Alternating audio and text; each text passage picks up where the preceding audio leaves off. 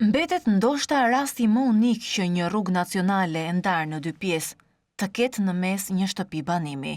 Bëhet fjalë për këtë shtëpi në Klos, e cila u rrethua nga rrugët automobilistike që për ndërtimi të rrugës së Arbrit. E zonja e shtëpisë, Mane Sakoni, shpreh se autoritetet nuk i dhanë asnjë zgjidhje për të shpërngulur nga aty, teksa akuzon ministren e infrastrukturës dhe energjisë, Belinda Ballukun dhe kompaninë që ka ndërtuar rrugën e Arbrit. Në vend të një dëmshpërblimi nga shteti për të shpërngulur nga vendi banimit plot rrezik, zonja Mane thot se jam mjaftuar duke i thënë se nuk po i prishin banesën.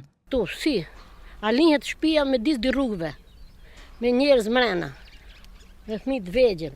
Asnjëherë nuk bëjnë gjukë qetë, as natën as ditën, s'kemi qetësi. Belinda Balluku bën kërkesën, ai më kthej përgjigjen, e ka kthyer ajo, e ka kthyer në një tjetër se këtu nuk i jepet hap. Tu makinat janë fut mrena, ka ardhur makina me shpejtësi, shiko muri, haleo prish muri di se e kanë marrë hekët. Me gjeno fut mrena.